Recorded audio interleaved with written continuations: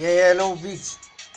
Во градот светат светлат, но темни се мислите ноќе, секој брка свој сон, ама ретко кој го дочека точно на асфалтот.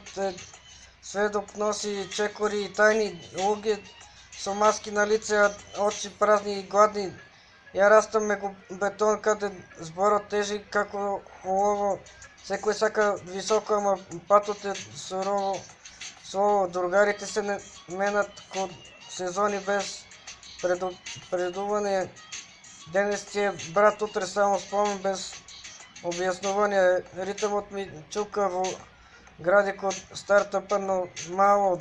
Не барам совршенство, само да останам вистинско парче од се мало.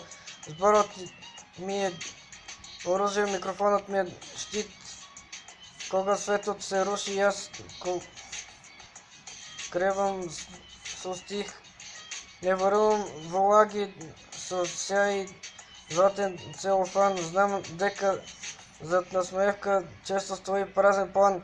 Секој си глуми нешто, секој носи своја борба, ноќта ги собликува сите. Нема повеќе лога од Скопје до било која га каде Бог та дише. Секој има приказна што никој не ја опише.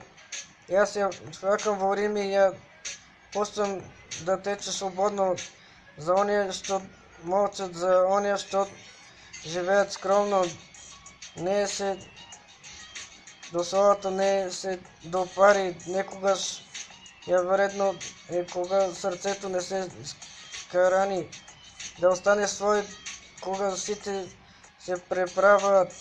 Да стоиш исправен кога другите пагаат.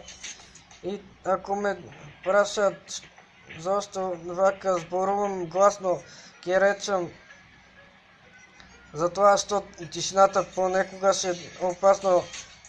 Подобро стих што гори од колку мок што глуши. Подобро вистина слова отколкото лага што руши.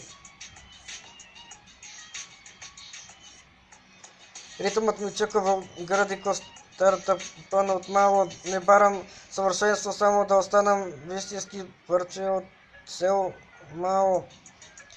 Зборот ми е оружје, микрофонот ми е штит. Кога светот се руши, јас го кревам со стих. Ритмот ми чука во градико стартапан од мало. Не барам совршенство, само да останам вистински парче од се мало. Зборот ми е оружје, микрофонот ми е штит. Кога светот се руши, јас го кревам со стих.